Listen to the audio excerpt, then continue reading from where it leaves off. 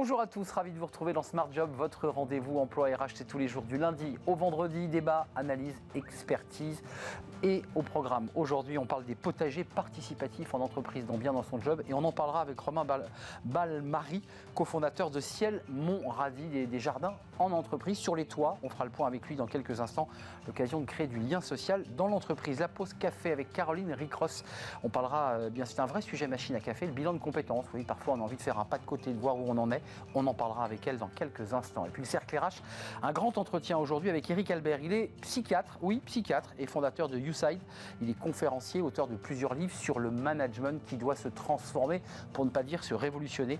On fera le point avec lui évidemment sur le travail et ses révolutions. Fenêtre sur l'emploi, on parlera de formation, un CFA 100% digital. François Bergerot sera notre invité, cofondateur de l'Atelier des chefs. Voilà le programme tout de suite, c'est bien dans son job.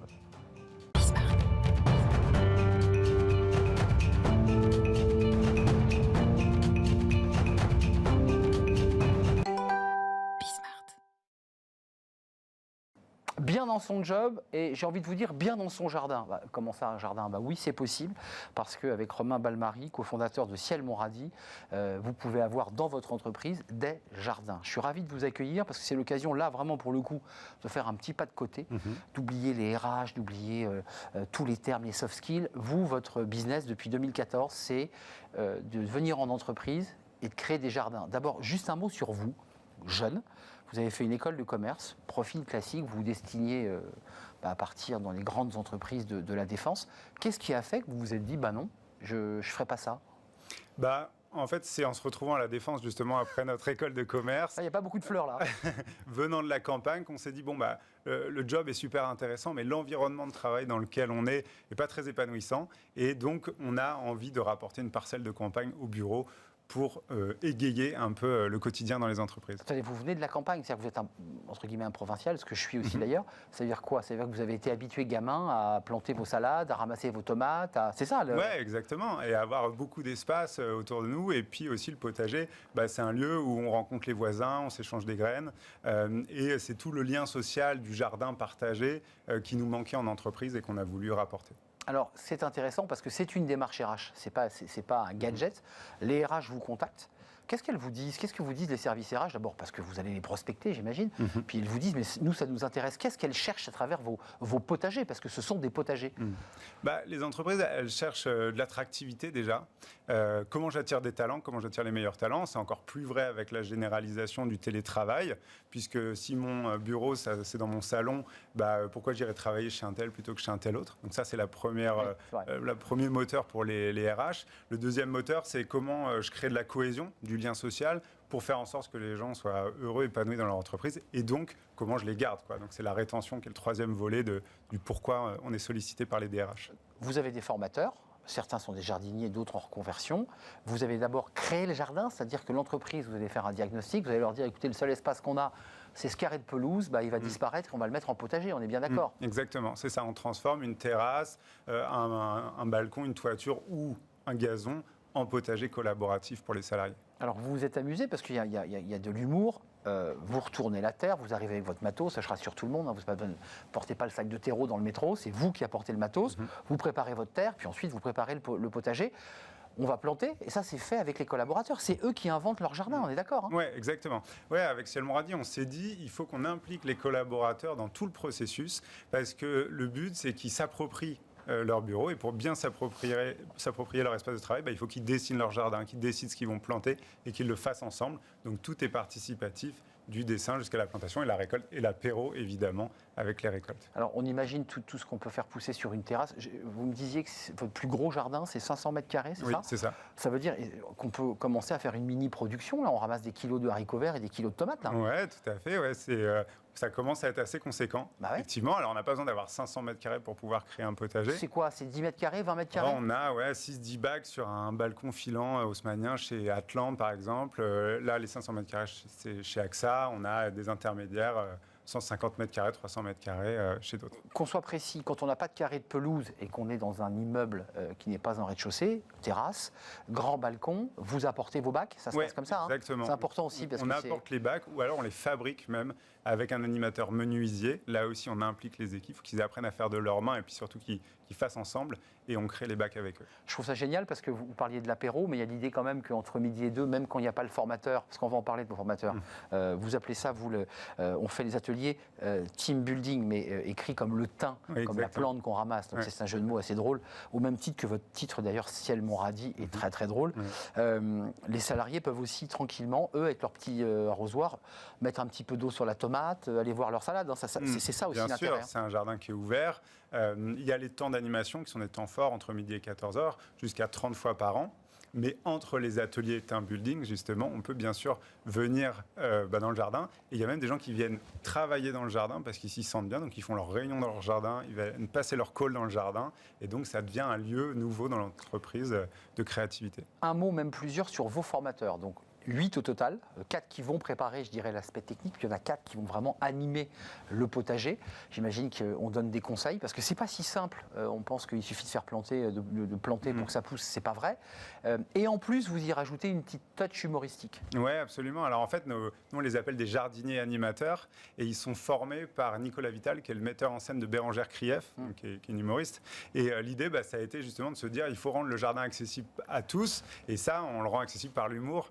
Et ça fonctionne très bien. Et du coup, on arrive à toucher tout le monde, que ce soit le stagiaire, l'alternant ou le directeur général. Qu'on se le dise, parce que vous venez de province, je viens de province, mais il y a beaucoup de Parisiens, de purs Parisiens, qui pour le coup, les jardins sont très éloignés. Vous avez décidé quand même de trouver des personnes qui ont les mêmes codes aussi que les cadres en entreprise, parce qu'un vieux jardinier bourru à grosse paluche, ça passerait pas forcément, quoi.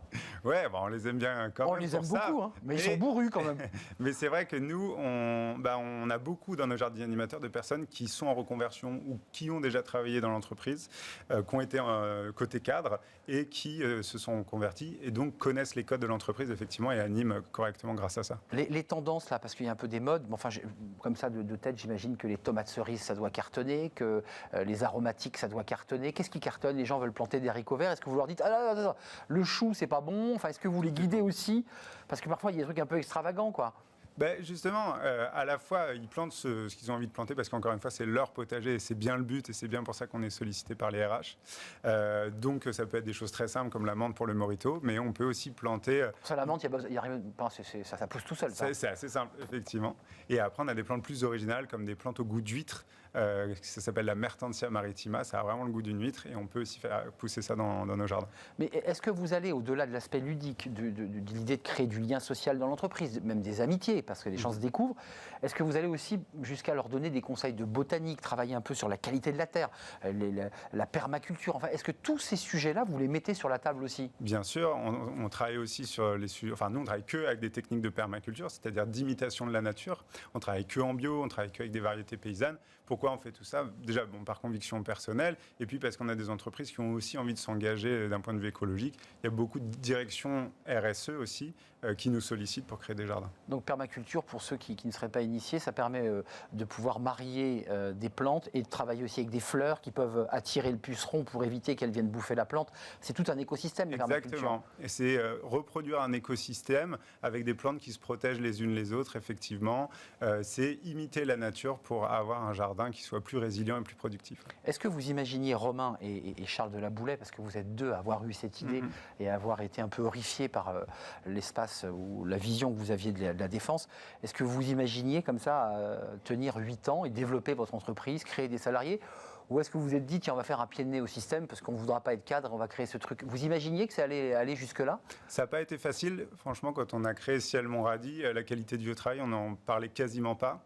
On a passé 6 ans sans se payer, donc ça a été vraiment difficile. Et maintenant, on a gagné notre pari parce qu'on a une trentaine de potagers en exploitation et on a des DRH qui viennent nous voir. Maintenant, on a des directions immobilières aussi côté entreprise, mais aussi des asset managers, des foncières immobilières qui viennent nous voir, qui ont des immeubles de bureaux, qui se disent ça ne vit pas assez, ou j'ai du mal à attirer des locataires, j'ai envie de créer une dynamique de vie sociale dans mon site d'entreprise. Et donc, je fais appel à Ciel Montradi pour développer des potagers. Parce que j'imagine que, malgré tout, comme vous avez fait une école de commerce, vous avez quand même l'esprit entrepreneur.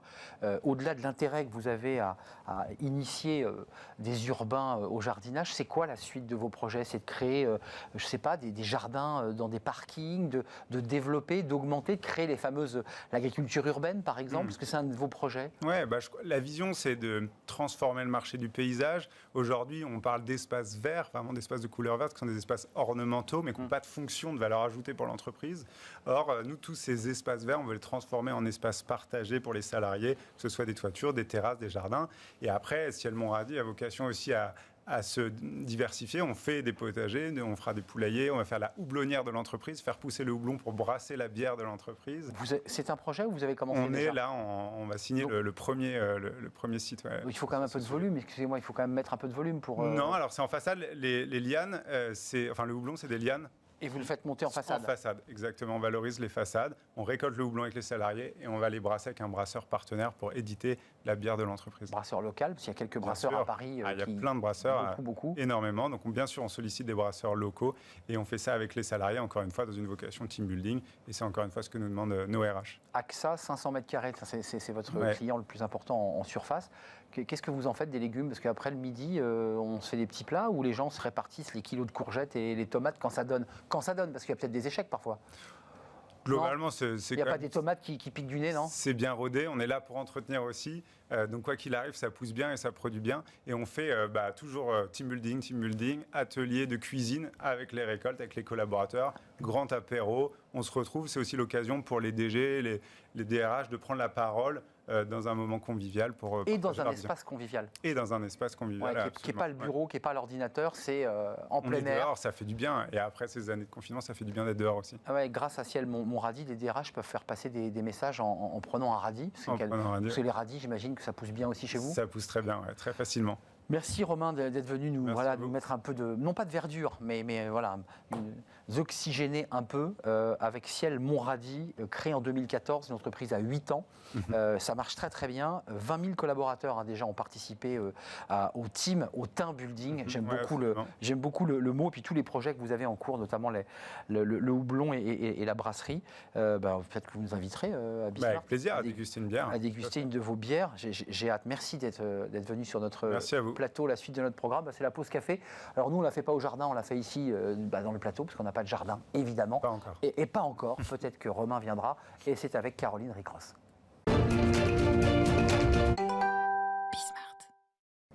La pause café, c'est un sujet de pause café, le bilan de compétences. Bonjour Caroline Ricross. Bonjour Arnaud. Vous avez choisi ce sujet parce que c'est souvent un sujet de machine à café, parce qu'on peut faire un pas de côté et on se dit, tiens, si je faisais un bilan de compétences, c'est quand même un dispositif qui, depuis ces dernières années, connaît vraiment un essor très important. Oui, alors ce dispositif, il existe depuis 1991. C'est un outil d'accompagnement qui, en ce moment, semble connaître quand même un regain d'intérêt. Alors d'abord, il faut savoir que le bilan de compétences, c'est une formation qui est payante. Il est régi par le Code du travail et comme son nom l'indique, il permet en fait à un salarié de faire le point sur ses compétences, ses aptitudes, ses envies professionnelles, mais également ses aspirations. Donc, il n'amène pas forcément une reconversion professionnelle radicale, mais en fait, il permet de réfléchir sur ses c'est une photographie, même en interne. Ouais, c'est une photographie de soi-même en fait, un peu. C'est un peu ça. Selon la Caisse des dépôts qui pilote le compte personnel de formation, le CPF, 85 000 demandes de financement de bilan de compétences par le biais donc, du CPF ont été validées en 2021. C'est un chiffre en augmentation de 63,5% en un an. C'est vraiment un record. Et toujours selon la Caisse des dépôts, au moins 100 000 bilans de compétences pourraient être validés d'ici à la fin de cette année. Un engouement qui se constate également sur les plateformes de formation. Certaines ont vu par exemple les demandes de bilan de compétences se multiplier par 3 ou par 4 entre 2020 et 2021. Donc il y a véritablement un regain d'intérêt pour les bilans de compétences. Comment vous l'expliquez, cet intérêt des salariés pour le bilan de compétences? D'abord, première explication, la crise sanitaire explique en grande partie cet engouement pour le bilan de compétences. Pour beaucoup, elle a joué un rôle d'accélérateur. D'abord, cette période, vous vous rappelez, ça nous a donné quand même pas mal de temps pour réfléchir à notre vie, à nos conditions de travail, mais aussi à nos aspirations. Et d'après un sondage OpinionWay publié en octobre dernier, 33% des personnes interrogées estiment carrément avoir perdu tout sens en en leur activité professionnelle. Cette réflexion de cette perte de sens au travail a donc conduit certains à vouloir changer de voie ou en tout cas à réfléchir sur comment améliorer leurs conditions de travail. Et puis, cette remise en cause, certains, en fait, y ont été obligés. Les salariés, par exemple, dont le secteur d'activité a été fortement perturbé par la crise sanitaire, comme par exemple l'aérien, l'hôtellerie, restauration, voilà. Eux, ils ont dû forcément réfléchir un peu à ce qu'ils allaient faire pour la suite, puisqu'il n'y avait plus vraiment de travail. Et puis, il faut quand même le dire, c'est une formation qui prend assez peu de temps finalement. Oui, c'est une formation courte. Il faut compter à peu près une vingtaine d'heures d'entretien, au maximum 24. Les séances durent en fait de 2 à 3 heures environ et elles sont étalées sur 2 à 3 mois. Donc c'est très rapide en fait de faire un bilan de compétences. Et puis c'est une formation pratique. Elle est ouverte à tous les actifs. Elle peut se réaliser en dehors de ses heures de travail. Et puis on n'a même pas besoin de prévenir son employeur puisqu'on peut le faire en dehors des heures de travail. Et puis côté financement, on peut désormais le financer, je vous l'ai dit, avec le CPF, le compte personnel de formation, pour un coût qui est quand même accessible, puisque d'après la Caisse des dépôts, le prix moyen d'un bilan de compétences est de 1605 €, c'est-à-dire à peu près l'enveloppe moyenne dont chacun dispose sur son compte personnel de formation. C'est ça, c'est le crédit dont dispose le salarié moyen qui n'a pas atteint le quota, le crédit maximal. Ça marche comment, très concrètement ? Alors, donc, il y a plusieurs séances. Donc, lors de la première séance, le salarié explique un peu sa démarche. D'abord, pourquoi on est là, c'est qu'il attend du bilan de compétences. Cette séance, c'est également le moment de définir un peu les objectifs. Qu'est-ce qu'on attend de ce bilan de compétences ? Ensuite, lors des autres séances, le salarié va lister, parfois même trouver, parce qu'il n'en a pas conscience, ses compétences et ses aptitudes professionnelles. Ces séances vont aussi être l'occasion de clarifier ses motivations, de savoir véritablement ce qu'on veut. Et puis, à chaque séance, on est accompagné d'un consultant qui va aider le salarié à identifier, par exemple, ces fameux soft skills dont on parle beaucoup ces derniers temps, ou lui proposer des questionnaires ou des tests de personnalité pour que le salarié découvre véritablement son profil. Cette phase du bilan de compétences, c'est un peu la phase d'investigation. Son objectif, c'est de permettre au salarié de bien analyser sa situation pour ensuite savoir s'il doit rester dans son travail, changer de poste, ou s'il doit... Ou s'apercevoir qu'il s'est trompé lui-même. Bien sûr, ou même s'il doit penser à une reconversion professionnelle. La plupart du temps, il est quand même conseillé d'espacer les séances un peu pour permettre aux salariés de réfléchir un peu à lui, à soi-même, etc. Et puis le dernier rendez-vous, le consultant propose une conclusion et remet en fait aux salariés une synthèse écrite assortie un peu des moyens pour parvenir à ce que le salarié souhaite. C'est quoi concrètement les résultats ? Parce qu'on voit bien le processus, c'est aussi un travail très intérieur sur soi-même, le bilan de compétences. Oui. Vraiment, on se remet en question, on s'explore. C'est quoi le résultat concret de ces bilans ? Est-ce qu'on a des chiffres ? Est-ce que ça marche ? Est-ce que ça fonctionne ou pas ? Alors, on n'a pas de chiffres sur le taux de réussite de cette formation, mais si cette dernière amène un changement de travail, alors là, les résultats ne sont pas très bons. D'après une enquête réalisée par UKG dans plusieurs pays du monde et publiée en avril dernier, 6 Français sur 10 qui ont changé de travail durant la période de pandémie regrettent leur décision. Donc, c'est 62% des personnes en France qui disent avoir changé de travail durant la période de cette pandémie qui estiment qu'en fait, elles étaient plus satisfaites dans leur ancienne activité. Un taux qui est bien supérieur que chez nos voisins parce qu'ils ne sont par exemple que 46% en Allemagne, 39% au Royaume-Uni et 34% aux Pays-Bas à regretter leur choix. Notre bilan de compétences, si on peut le faire, nous, Français, Arnaud, c'est que définitivement, nous sommes des sacrés râleurs, les Français, quand même. Ah, on est des râleurs ?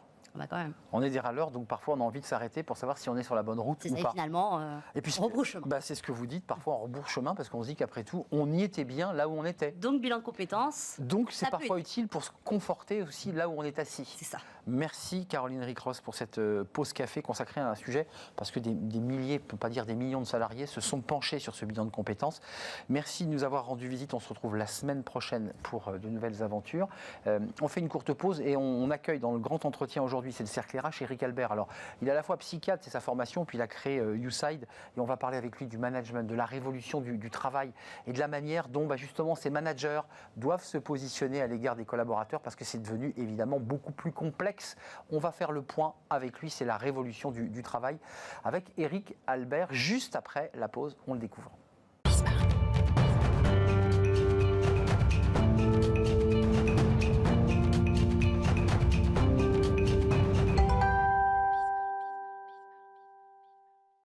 Le Cercle RH et un grand entretien aujourd'hui avec Eric Albert, fondateur de YouSide.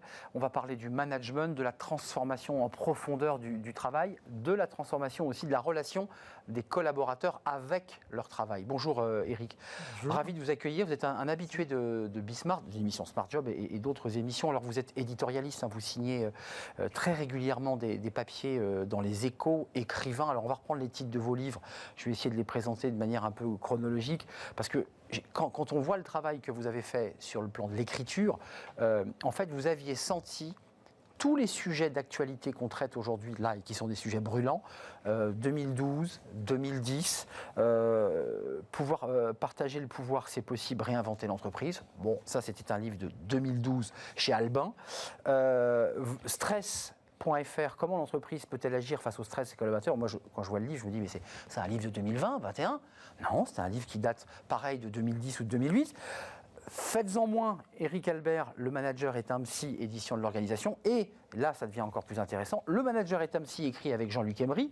Ça, vous le sortez en 98, vous avez le prix RH avec, et il ressort revu, corrigé, mais c'est pire que ça. C'est-à-dire que quand vous avez repris le livre avec votre co-auteur, le titre, vous l'avez validé, vous vous êtes dit, le manager, ok, ça marche. L'intérieur du bouquin, ça collait plus. Qu'est-ce qui s'est passé entre 98 et le prix et aujourd'hui?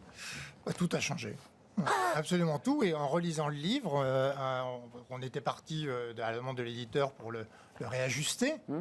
Et en relisant, on n'était plus d'accord avec nous-mêmes sur rien. Donc vous-même, j'exagère. Vous aviez quoi, pivoté? Vous aviez évolué? C'est-à-dire que les sujets étaient très différents. Les sujets, quand on était dans les années 98, l'énorme problème était comment est-ce que le manager passe du rôle d'expert à celui de manager. Et en fait, beaucoup des managers étaient ce qu'on dirait nous des contremaîtres, c'est-à-dire des gens qui restaient experts et qui ne s'intéressaient pas aux individus. Cette mutation, tout le monde l'a comprise. Et pourquoi le manager est un psy? Parce que la matière du manager, c'est l'humain. Oui, le dire à l'époque, c'est une révolution parce que l'homme était considéré comme un outil qu'on utilisait. Et là, le chemin s'est fait, début des années 2000, tout le monde a compris que la plus grande richesse, c'est les hommes, etc., et qu'il faut comprendre les individus. Mais la problématique aujourd'hui, elle est extrêmement différente, puisque le rapport de force entre les salariés et l'entreprise s'est complètement rééquilibré. Pour ne pas dire inversé, presque. Voire inversé dans certaines circonstances. Ouais. Que le lien à l'entreprise n'a plus rien à voir. Que la façon de travailler et ce que j'attends de ce que me donne l'entreprise, ça n'a rien à voir. En 98, personne ne parlait de raison d'être. C'est vrai, c'était un mot qui n'existait pas. Ça n'existait pas. Oui, c'est vrai. Donc on disait qu'il faut donner du sens, ok, bon, très bien, un peu. Enfin bon, c'était accessoire. Dans une école de commerce, les jeunes qui sortaient d'une école de commerce ne se posaient pas la question de savoir si c'était utile à la planète. Ils grimpaient l'échelle de la hiérarchie, avançaient, fonçaient. Voilà. Oui, on voit bien qu'aujourd'hui, cette question de comment est-ce qu'on interface l'inspirationnel d'un côté, l'opérationnel qui est de ma vie quotidienne. L'inspirationnel, c'est ce qui me donne de la fierté, qui me porte, qui fait que j'ai un souffle qui m'habite. L'opérationnel, c'est la cohérence entre ce qu'on me demande et les moyens qu'on me donne et les gens qui sont autour de moi. Et l'émotionnel, qui est ce que je ressens, mon feeling quotidien et comment je ressors le soir de mon boulot. Mon envie, mon désir. Exactement. Ou ma peur, mon inquiétude. Ou mon désengagement. Mon désengagement. Eh bien, ces trois dimensions-là, aujourd'hui, le cœur de l'entreprise, c'est comment vous articulez ça. C'était pas le sujet à l'époque. C'était à qui, en fait, à l'époque? On recrutait On ne se posait pas ces questions. On n'avait pas les questions, beaucoup moins les questions de l'utilité de l'entreprise. Le B Corp n'existait pas. Certification extrêmement difficile à acquérir, d'ailleurs. Très difficile à acquérir, mais dont on voit bien, ce qui est très nouveau, c'est comment on équilibre les parties prenantes dans l'attention qu'on a vis-à-vis d'elles. Tout ça n'était pas des sujets, c'est devenu des sujets. Donc vous avez revu, réécrit, donc c'est même pas une... on a réécrit. Vous n'avez pas retoiletté votre livre, vous avez réécrit de fond en comble, donc cette nouvelle version qui sort et qui est sortie chez Erol. J'ai un psychiatre sur le plateau, et c'est vrai qu'en préparant l'émission, vous êtes déjà venu, Et c'est vrai qu'à l'époque, je vous avais présenté comme le fondateur de YouSide, comme un conseiller d'un cabinet, mais je n'avais pas vraiment osé parler de psychiatre parce que dans mon inconscient, et sans paraphraser ce que vous a déjà demandé Stéphane Soumier, parce que j'ai ressenti la même chose, je me dis, psychiatre, c'est l'entonnoir sur la tête, c'est la blouse blanche, c'est cette espèce d'établissement avec des gens un peu dangereux qui nous font peur. Je me dis, qu'est-ce que vient faire un psychiatre et qui a consacré une partie de sa vie professionnelle avec des cadres, des managers, des décideurs. Racontez-moi, comment... Parce que vous partez de loin quand même. Il amène deux choses. Il amène une approche scientifique de la compréhension des comportements et du jeu relationnel. Or, il ne faut pas se tromper. Quand on est un cadre d'un certain niveau, ce qu'on appelle un haut potentiel, tout votre avenir se fera. Donc quand vous êtes à ce niveau-là, vous êtes intelligent, vous êtes international, vous avez un bon track record, vous avez déjà fait tout ça. C'est acquis, ça. C'est acquis. Mais c'est acquis, Dieu merci, pour la plupart des gens qui sont à un certain niveau. Tout le reste se fait sur les comportements. Et là c'est chez vous, là. Enfin, je veux dire, c'est... Et là, comment on travaille dessus de façon scientifique ? Bien sûr. Et vous voyez, parce qu'on est sur ces sujets-là, la plupart du temps, les gens racontent n'importe quoi. Et le nombre de théories loufoques qui peut exister sur ces sujets-là, il y en a à l'appel. Donc nous, ce qu'on amène, c'est une approche rationnelle, scientifique, validée, qui repose sur la psychologie scientifique. Justement, rentrons un peu dans la salle des machines, parce que, en plus de ce diplôme de médecin psychiatre, vous vous êtes intéressé à la psychopathologie, la psychobiologie des comportements. Ça veut dire qu'avec ce bagage, ce track record, le vôtre, vous êtes capable de quoi faire ? De pouvoir apposer des modèles, de pouvoir, avec votre regard, avoir un discours qui ne soit pas des sciences sociales, mais un vrai discours scientifique sur des attitudes. C'est ça le... Voilà, c'est comment est-ce qu'on comprend, d'abord, comment est-ce qu'on fait une lecture des comportements, comment est-ce qu'on aide les gens à comprendre que leur enjeu est autour de ça, mais surtout, comment est-ce qu'on développe de la méthodologie. Qu'est-ce que j'importe, moi ? Moi, je suis psychiatre comportementaliste, donc dans mon métier, je travaille sur l'anxiété. Vous avez travaillé sur le stress, l'anxiété. Et donc, comment est-ce que j'aide un anxieux qui a une émotion très très forte, par exemple quelqu'un qui est agoraphobe, qui n'arrive pas à sortir de chez lui, qui a une émotion très très forte à l'idée ou qui a une phobie sociale, qui ne peuvent pas aller dans les endroits où il y a du monde. Comment est-ce que je l'aide à faire évoluer, à réguler son émotion et à faire évoluer son comportement pour pouvoir se confronter à ça sans que ça le déstabilise complètement. C'est ça le métier du psychiatre comportementaliste. Eh bien, transposer à l'entreprise. Transposer à l'entreprise, vous avez quelqu'un qui a tendance à être surréactif sur le plan émotionnel, qui s'énerve tout le temps, comment vous lui apprenez ? J'ai parlé ce matin avec un dirigeant exactement sur ce sujet-là. Qui avait cette Ce matin, un dirigeant d'un très grand groupe, donc membre de Comex d'un très grand groupe, qui explique que son sujet, c'est qu'il ne crée pas de sécurité psychologique autour de lui, parce que dès que quelque chose l'irrite, il s'énerve. Et donc il en a pris conscience, parce que donc il en prend conscience. Voilà, il en a pris conscience par un 360. Donc il a eu des retours des gens sur lui-même. D'accord. Et ça lui est revenu, paf, en plein visage. Et la question, sa première réaction, c'est de dire ouais, c'est vrai, j'apprends rien. Je suis comme ça. Mais on me prend comme je suis, quoi. Finalement, ça marche. Et là, on le fait réfléchir. On lui dit mais ok, ça marche, mais c'est quoi la conséquence pour les gens ? Alors, il dit, les gens font plus gaffe à ce qu'ils me disent. D'accord, mais concrètement, ça veut dire quoi, les gens font plus gaffe ? Non, mais je vois bien, ils me disent pas tout. On est d'accord. Là, vous l'amenez à dire ça. Et alors ? Donc, où est le problème ? Et là, très vite, il passe de « je suis comme ça » à « c'est vrai que en étant comme ça, je limite ma performance ». Bien sûr. Et donc, à partir de là... Donc, comment est-ce qu'on l'aide à identifier son émotion ? Et une fois qu'il a l'émotion, à ne pas avoir ce qu'on appelle dans notre jargon un comportement émotionnel, c'est-à-dire un comportement qui ne vise qu'à répondre à votre propre émotion. Donc à le canaliser. Donc le comportement émotionnel, c'est je suis irrité, je gueule. Et j'ai le sentiment que ça me soulage. Ça me défoule, quoi. Et alors, pourquoi est-ce que c'est émotionnel? C'est parce c'est seulement centré sur ce que je ressens et c'est complètement indépendant de l'effet produit. Or, un dirigeant, son sujet, c'est quel effet il produit sur les autres. Bien sûr. Donc pour ça, il faut qu'il soit clair sur l'effet qu'il veut le produire. Déjà. La plupart du temps, il n'y a pas réfléchi. Mais Parce que c'est émotionnel et qu'il est dans les espoirs de spontanéité. alors, mais même à l'avance, il ne se dit pas je veux produire tel effet, il est spontané. Et la spontanéité, ça nous limite. Donc, il doit savoir quel effet il veut produire. Et puis, une fois qu'il sait quel effet il veut produire, comment, quand il est irrité, il arrive à produire quand même, avoir ce qu'on appelle, nous, un comportement stratégique, c'est-à-dire avoir l'effet que je veux produire sur l'autre. Et donc à contrôler.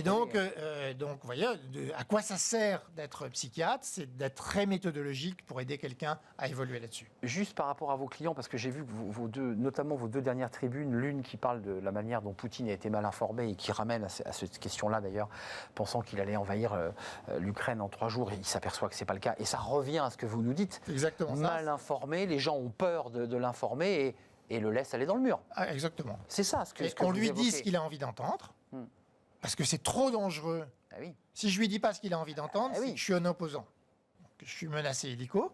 Donc, et ce faisant, évidemment, ça conduit à l'erreur. Et on le voit dans l'entreprise où il y a parfois des sortes de collaborateurs courtisans qui trouvent formidable sans jamais challenger le décideur et au final la boîte va pas. Il y a presque toujours. Non mais je restais, je mettais un peu de marge. Il y a Alors, presque ça toujours. dépend un peu des dirigeants, mais C'est compliqué pour un dirigeant. Bah ouais. Éviter ça est très compliqué. On est d'accord. Et puis dans une autre tribune, vous évoquez alors une chose intéressante, c'est le débat de la grande démission et qui revient finalement au cran en dessous. C'est-à-dire qu'on quitte le COMEX, là vous accompagnez des décideurs, des dirigeants, ceux qui ont le pouvoir suprême, j'allais dire. Puis en dessous, il y a les corps intermédiaires, les managers.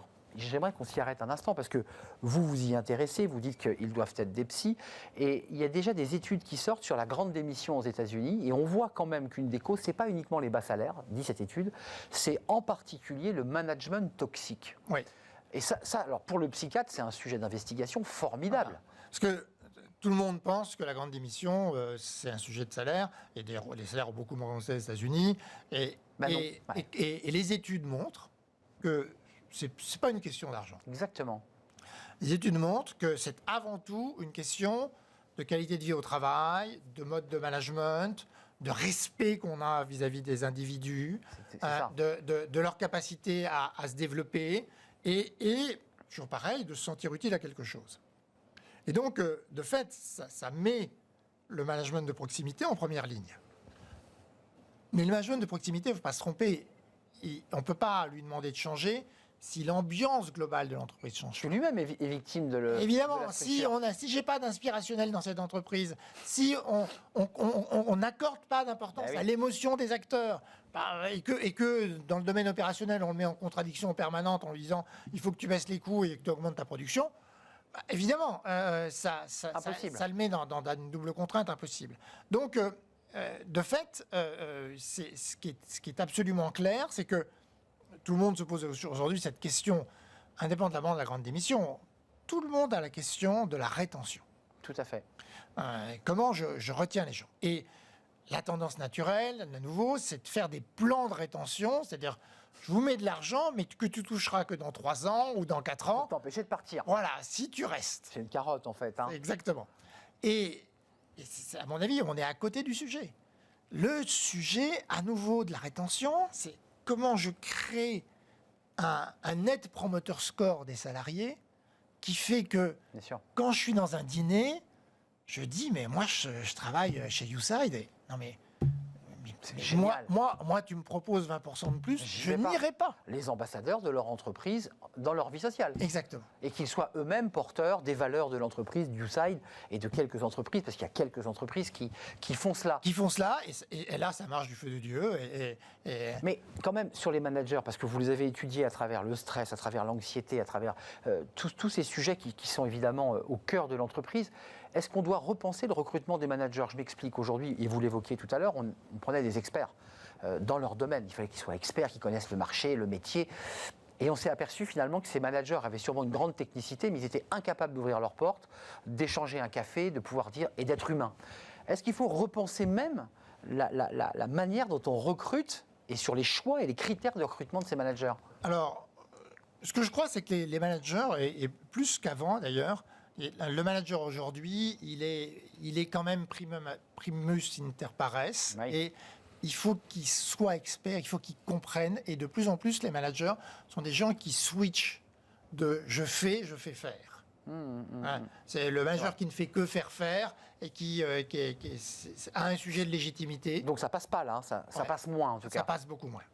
Ouais, porte fermée, il balance des mails quoi. Il faut les deux. Première chose. Il faut être expert et mais ce qui est vrai, c'est que le manager, il doit aimer les individus.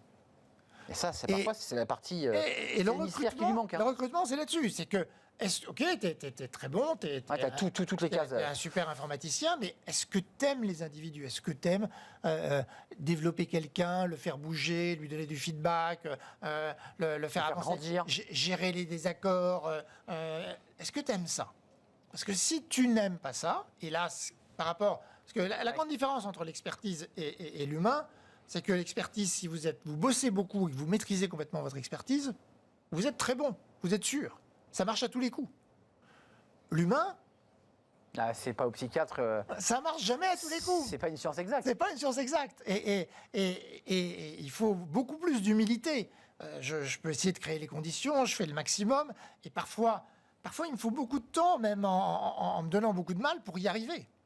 Et puis parfois, il y en a avec lesquels je reconnais que je n'y arriverai pas, et il faut qu'on s'en sépare. C'est-à-dire que si vraiment on n'y arrive pas, il ne faut surtout pas non plus s'accrocher à tout prix. Trouver la bonne distance. En Voilà. fait.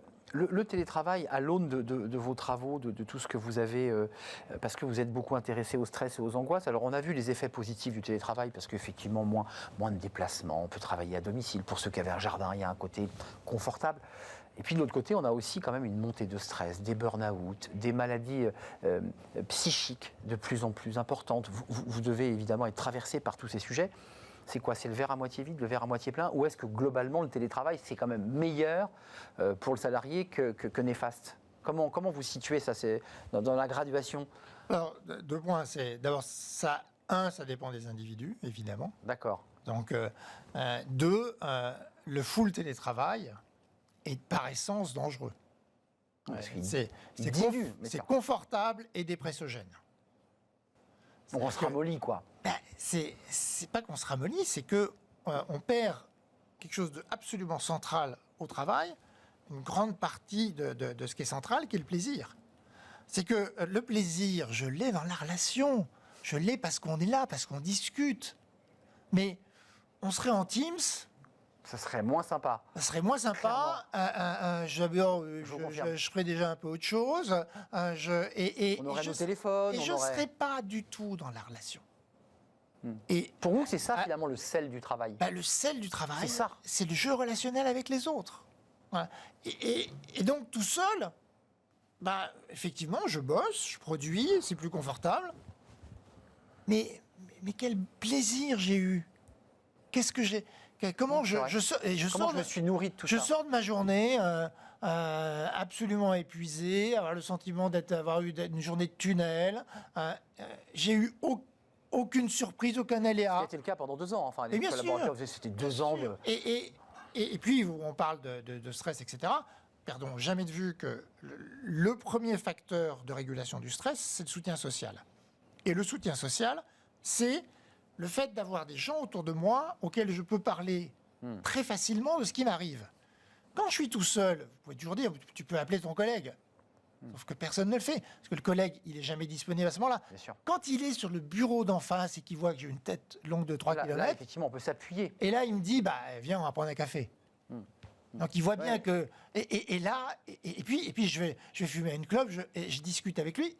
Et là, j'ai ce soutien social. Et le soutien, c'est fondamental dans ce qu'on vit dans les uns les autres. Si on vit les choses tout seul, je m'assèche. Bien sûr, bien sûr. Je m'épanouis, et ce qui me nourrit et ce qui m'arrose, entre guillemets, comme plante, c'est évidemment les autres. Au sens de l'idée de grandir et de se développer. Évidemment. Donc l'idée, c'est l'hybridation, puisqu'on va d'une manière assez claire vers l'hybridation. On est c'est sûr un juste qu'on équilibre. toutes les boîtes y sont. toute la question, évidemment, maintenant, c'est comment ça se manage. Une question quand même sur l'indépendance et le salariat, parce que je suis assez heurté par les invités qui viennent nous voir, qui nous disent, on n'arrive pas à recruter, ça vous êtes confrontés chez YouSide, des décideurs qui vous disent, on est en galère, comment je fais ? Deux, une recrudescence, un développement, notamment dans les nouvelles générations, de l'indépendance. C'est-à-dire qu'ils ont envie de travailler, clairement, ils veulent bien travailler, mais à bonne distance, et pour certains, qu'il n'y ait pas de lien de subordination, et pour le psychiatre, qui nous ramène finalement à l'idée de l'autorité, sans aller en psychanalyse, mais l'idée de l'autorité. Est-ce que tout ça est imbriqué ? Est-ce qu'on est dans une sorte de révolution du rapport qu'on entretient avec le mot travail ? Oui, et alors ce qui est très intéressant, ceux qui disent ça, ils peuvent penser que c'est le rapport à l'autorité, parce qu'en réalité, même quand vous êtes indépendant, vous avez un rapport à l'autorité. Je suis d'accord, c'est un fantasme de croire qu'il n'y a pas d'autorité. Voilà, c'est plus eux-mêmes, ouais, à se tromper. Ils se méfient d'eux-mêmes dans le fait de s'engager. Ils ne veulent pas être piégés par eux-mêmes. C'est pas l'altérité, c'est eux-mêmes qui... C'est eux-mêmes, ils veulent garder à tout prix ce sentiment d'indépendance et donc ils se construisent un cadre qui leur permet ça. Mais est-ce que ce secteur, cette manière de travailler vous semble être une manière révolutionnaire et qui a de l'avenir, ou est-ce que globalement, malgré tout, le salariat est à la fois protecteur sur le plan social, mais aussi protecteur pour les raisons que vous évoquiez tout à l'heure ? Les deux. On voit bien qu'aux États-Unis, vous avez une grande population qui travaille comme ça. Ouais. Et que. Ils font 3 boulots en même temps. Hein. Voilà. Il y a aussi beaucoup, par exemple, dans tout ce qui est les boulots autour du digital, des entreprises dans lesquelles il n'y a pas de locaux. Les gens sont partout dans le monde et se réunissent toutes les 6 semaines. Alors, toutes les 6 semaines, vous faites un grand out avec tout le monde, grande fiesta, 2 jours. Vous faites venir les gens du monde entier. Là, tout le monde est là. On fait la fête, on discute, on fait des trucs, et le reste du temps... Et on s'atomise après. On s'atomise. Je pense que ça convient à certaines personnes. Hein. Mais là où il ne faut pas se tromper, c'est que ce qui était confortable dans le salariat, c'est que l'entreprise, d'une certaine façon, prenait en compte et prenait en charge votre développement. Et d'une certaine façon, dans le meilleur des cas, votre employabilité. Oui, dans le meilleur des cas. C'est moi. C'est moi. Ah bah oui. Je me débrouille tout seul. Ça génère des angoisses, ça aussi, d'ailleurs. Vous qui vous intéressez aux angoisses. Bien sûr. C'est moi face à moi-même et je me débrouille tout seul. Et l'entreprise dont je suis indépendant, si je suis un très bon indépendant, elle peut me proposer une formation parce que c'est son intérêt. Oui, bien sûr. Mais elle ne pense pas à ma carrière à 10 ans. Évidemment que non. Elle s'en fiche complètement. On dit encore que c'est une petite phrase qu'on utilisait juste avant qu'on entre dans le 21e siècle. Nous y sommes, il sera spirituel ou ne le sera pas. Vous savez, c'était cette phrase qu'on utilisait. Et quand on vous écoute et quand on écoute des experts de votre niveau, on se dit, mais ça y est, on est en train de basculer. On parle de la qualité de vie au travail, on parle du bien-être, on parle de prendre soin de ses collaborateurs, qui étaient des mots très nouveaux. Qu'est-ce qui a fait qu'on a basculé ? C'est parce qu'on est passé du 20e au 21e, parce qu'il y a eu le Covid. Qu'est-ce qui fait qu'aujourd'hui, on met l'homme dans sa dimension émotionnelle, presque spirituelle, au centre ? Ce qui, il y a 10 ans, n'était pas le cas. Qu'est-ce qui s'est passé ? Oui, et vous voyez, quand j'ai commencé, je vous ai dit, il y a l'inspirationnel qui se rapproche du spirituel. Parce que c'est... Bah ouais. C'est presque mystique. C'est le sens... Quel sens je donne à ma vie ? Et dans le sens que je donne à ma vie, il peut y avoir une dimension spirituelle. Et à quoi je suis utile au monde. Donc il y a cette... Alors moi, je pense qu'on est rentré en réalité dans le 21e siècle après le Covid. C'est ça, c'est ça. On pense, beaucoup d'historiens disent qu'on est rentré dans... Comme la guerre 14-18 dans le 20e siècle, exactement. Dans le 20e. Là, je pense qu'on rentre dans le 21e siècle après le Covid. Le vrai changement radical, il est là. Et il vient de 2 dimensions. C'est, d'une part, le fait que le Covid amène quelque chose qui est très très nouveau, c'est qu'on dit aux gens, aux salariés, non mais attends, le boulot, c'est pas grave, occupe-toi de toi. Mais oui, c'est incroyable ça. Jamais arrivé dans l'histoire de l'humanité. Oui, bien sûr. C'est la première fois ever. Donc, et tout le monde dit, bah ouais, c'est vrai, il faut que je m'occupe de moi, ils ont raison. Et ça, maintenant, c'est définitif.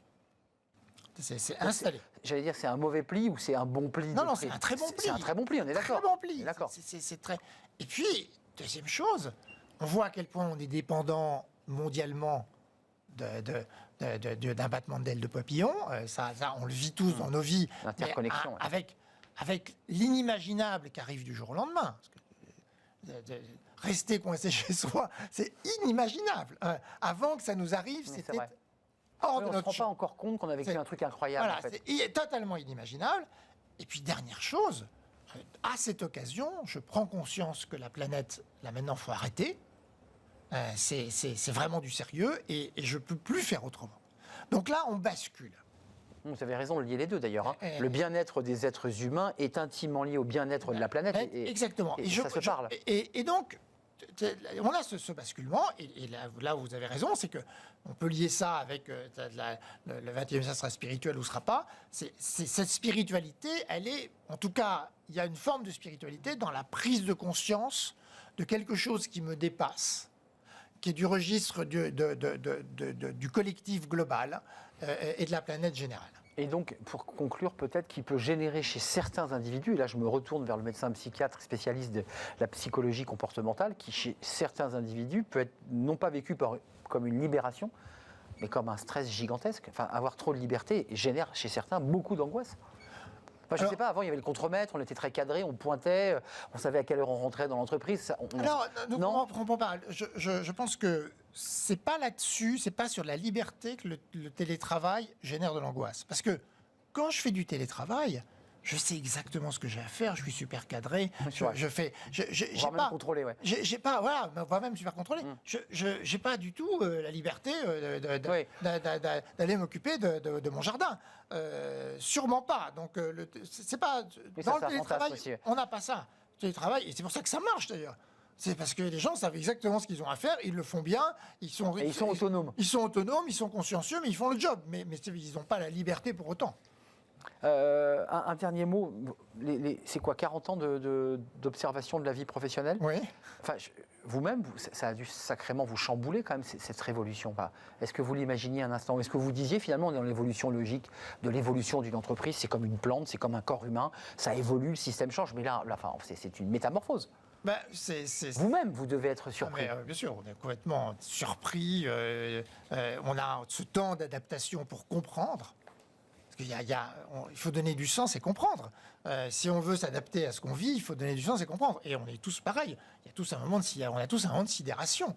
On en est sorti selon vous ou on est encore dans cette espèce de phase de... Non, on est sorti de ça. Après, la tentation peut être de comprendre par des modèles complotistes et de fake news. C'est ça. Ça peut exister. Et ça existe beaucoup plus qu'avant. Merci Eric Albert. Penchez-vous sur Le Manager est un psy. Si vous avez lu celui de 2018 qui a eu le prix RH, mettez-le de côté. Parce que 98, parce que celui de 2022 est revu, revisité, réécrit en grande partie. Le titre est resté intact, on est bien d'accord. Coécrit avec Jean-Luc Emery. Eric Albert, c'est un vrai plaisir de vous accueillir sur le plateau de Smart Job, fondateur de YouSide.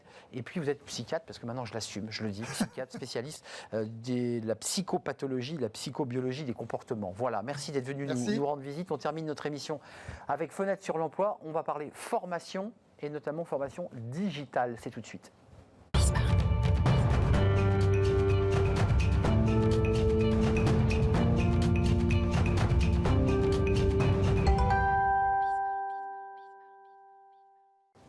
Fenêtre sur l'emploi. On va manger, non, mais on va parler cuisine avec François Bergerot. Bonjour François. Bonjour. Cofondateur de l'Atelier des Chefs, comme son nom l'indique. On va bien sûr parler cuisine, formation. Alors commençons par le début, parce que 2004, et ça on en a beaucoup parlé, l'Atelier des Chefs, vous êtes 3 avec votre frère, et puis un chef cuisinier, un cuisinier. Vous faites de la formation. Certifié pour un public de demandeurs d'emploi, et vous leur apprenez donc à faire de la cuisine. Et puis là, vous basculez et vous dites, mais finalement, autant aller plus loin et créer un CFA 100% digital. Comment s'est passé ce passage, cette transition? Il y a même eu 3 étapes. Au début, on fait des cours de cuisine, grand public, pour réapprendre aux gens à cuisiner. Voilà. Et là, on crée des envies de devenir professionnel. Et en fait, on comprend à ce moment-là qu'on est en train de changer la perception des gens par rapport à ces métiers de la cuisine. Quand j'étais jeune, on dit quand même dans une famille bourgeoise et tout, on ne va pas être cuisinier, on passe son bac, etc. Bon. Aujourd'hui, 30 ans plus tard, ça a complètement changé et l'Atelier des Chefs a aidé ça, notamment en faisant comprendre aux gens que la cuisine, c'était un fantastique métier. Grâce aux émissions de télé aussi. Aussi, exactement. Mais qui ont en partie été tournées chez nous pour les premières, puisque Cyril Lignac a commencé chez nous. C'est vrai. Et donc, ensuite, on a commencé à faire de la formation digitale, celle-là certifiante. Et effectivement, Calliope, AFNOR. Hein. exactement. Et donc, formation digitale d'abord à la cuisine, et puis maintenant, on fait d'autres métiers de l'artisanat. On appelle ça les métiers de la main et de l'humain, donc de la coiffure, de l'esthétique, de la petite enfance. On a élargi au nombre de métiers.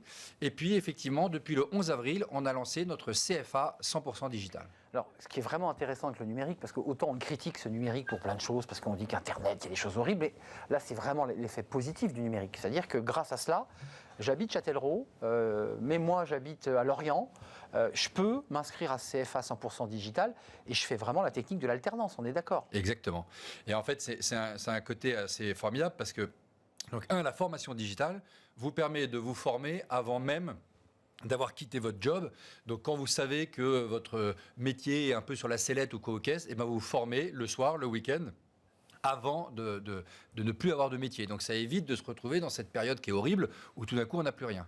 Et puis, dans le cadre du CFA, on sait que dans un CFA, le but, c'est de proposer de l'alternance, et donc une partie en entreprise. Et très souvent, notamment pour ceux qui habitent dans les milieux ruraux, il y a une problématique qui est l'entreprise, le CFA et là où j'habite. Et je fais que des bornes en voiture ou en mobilette. Exactement. Parce que j'ai 50 km pour aller au resto, mais j'ai aussi 40 pour aller à l'école et c'est injouable. Et c'est injouable. C'est ça. Et c'est injouable. Et donc en fait, là, on résout le problème de la mobilité, c'est-à-dire que tout d'un coup, je n'ai plus que l'entreprise, je dois aller sur l'entreprise. C'est ça. Et la partie théorique, eh ben, je peux la faire, notamment pour la cuisine, quand je suis en coupure, donc entre le matin et le soir, plutôt que de retourner dans un CFA un lundi, un mardi ou autre. Entre mes deux coupures, eh ben, je peux faire un peu de théorie. Un détail pratique, c'est important qu'on l'entende, c'est-à-dire que vous donnez quand même à ces élèves qui vont préparer un CAP, ces alternants, il y a quand même une petite liste de courses, parce qu'il suffit d'avoir cuisiné pour s'apercevoir qu'on n'a pas le bon couteau, qu'on n'a pas forcément la planche qui va bien. Enfin, tout ça est préparé pour qu'en visio, en distanciel, donc, il ait tout le matos, hein, parce que le prof, il est quand même en cuisine, lui. Hein. Ouais. Donc en fait, nous, tout le contenu est asynchrone, donc on l'a préparé et il est enregistré via des vidéos, des PDF. Donc il peut arrêter son écran. Exactement. Et en fait, ce qui est formidable, c'est qu'en fait, tout d'un coup, le cours va à la vitesse de l'élève et non pas l'inverse. Et donc, quand on est très rapide, eh ben, on va vite. Et puis quand il y a des choses qu'on maîtrise moins bien, eh ben, on peut revenir 3 fois sur une notion et il n'y a pas un professeur qui dit « écoute, tu nous embêtes, il y a une classe à faire avancer ». Donc ça, c'est effectivement ce qui est fondamental du digital. Et la deuxième chose, en effet, on vous dit, pour pouvoir faire TTP, travailler, nous envoyer tes travaux pratiques, parce que nous, il faut quand même qu'on juge au fur et à mesure que vous avez bien progressé, eh bien, il faut t'équiper de tels ustensiles et voilà les recettes que tu vas devoir faire. Mais attendez, il vous envoie un bœuf bourguignon par la poste? Comment il fait là Non, en fait, ce qu'il faut bien comprendre, c'est que les métiers de l'artisanat au sens large, c'est toujours la même chose, toujours la même recette. C'est à la fois des ustensiles, des ingrédients, des techniques et un process. D'accord ? Et donc, en fait, nous, à partir du moment où on demande à quelqu'un de faire quelque chose, on sait qu'il va devoir utiliser tels ustensiles, tel ingrédient, telle technique, selon tel process. Et donc, en fait, il va nous photographier toutes les étapes de son avancée. Ah, donc il est obligé, lui, quand même, de bosser un peu Ouais. et c'est processé de manière étape par étape. Exactement. C'est-à-dire que pour savoir s'il a bien coupé sa carotte, par exemple, il y a une technique de l'émincer, j'imagine. Ouais. Ça, il la photographie. Exactement. Je vous donne un exemple tout bête. Nous, quand il doit ciseler des herbes, on va lui demander de nous montrer sa planche après. Bien sûr. Et si la planche est toute verte, on dit non, tu les as écrasées. Tu ne les as pas bien coupées. Donc, il faut que tu tires ton couteau. Voilà. Et en fait, qui est une vraie technique de doigt et de... Qui est une vraie technique de doigt. Et en fait, nos chefs, mais nos experts, plus que nos chefs, parce que c'est vrai sur tous les métiers, ils sont capables de voir tout le process qui a été fait et donc de dire tu n'as pas bien fait, donc le résultat ne sera pas bon. Mais en fait, le résultat n'est pas important. Ce qui est intéressant, c'est tout le process en amont. Donc ça veut dire que tout ça asynchrone avec une progression pédagogique qui va emmener votre élève, qui peut être d'ailleurs un jeune ou pas un jeune, il y a des conversions aussi j'imagine, jusqu'au CAP. Puis après le CAP, c'est quand même un diplôme national. Oui. Donc là il va passer réellement en grandeur nature, passer le CAP, on est d'accord, hein. Diplôme de l'éducation nationale, donc ce n'est pas nous qui disons si la personne est apte ou pas, c'est l'éducation nationale au même titre que n'importe quel candidat. Techniquement, il n'y a pas eu... Ça s'est bien passé, l'idée de faire des formations 100% digitales sur des métiers de la main, où très souvent, spontanément, on pense que le chef doit quand même être au-dessus de l'épaule de l'étudiant. Comment ça s'est passé pour le faire certifier, de basculer vraiment en 100% digital ? En fait, nous, on n'a rien fait certifier, puisque notre seul jury, j'allais dire, c'est celui de l'éducation nationale. Si on avait 0% de réussite à la fin au CAP, je dirais, bon, bah, ok, ça ne fonctionne pas. Comme on est à 99% de réussite, on peut prétendre que ça fonctionne à peu près bien. Oui, on peut prétendre. D'ailleurs, même vous avez des retours des patrons des restaurants où il y a les alternants, parce que vous avez des relations avec eux, évidemment. Ouais. Qu'est-ce qu'ils vous disent, justement? Parce qu'eux, ils n'ont pas été formés en digital, ces chefs. Non, alors, Ils ont été formés à l'ancienne. je veux dire, c'est très amusant parce que quand on a créé l'atelier des chefs, les cuisiniers nous ont regardé avec un œil un peu goguenard. Ils ont dit donc les cours de cuisine comme ça en une demi-heure, n'importe quoi, etc. Puis finalement, ils se sont dit tiens, c'est assez amusant.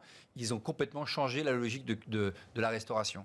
Et quand on a lancé nos formations digitales, bah, au début, c'était pareil. Tout le monde s'est dit n'importe quoi, ça ne peut pas fonctionner. Et puis en fait, ça fonctionne très bien. Et tout le monde aujourd'hui applaudit des deux mains. Combien d'élèves là? Parce que comme ça cartonne et que globalement ça fonctionne pour des raisons pratiques, les parents doivent être intéressés de dire à leur fils mais va plutôt en digital au lieu de faire 50 km, on n'a pas les moyens de t'acheter une voiture et j'en passe des meilleurs. Concrètement, ça dit quoi là? Il y a un engouement majeur pour le 100% digital? Au moment où je vous parle, on a 5000 personnes sur la plateforme. Donc c'est-à-dire, comme la plateforme est ouverte pendant 2 ans, c'est des gens qui sont arrivés sur les 2 dernières années. Mais donc on a 5000 personnes qui aujourd'hui préparent un CAP quel qu'il soit avec nous.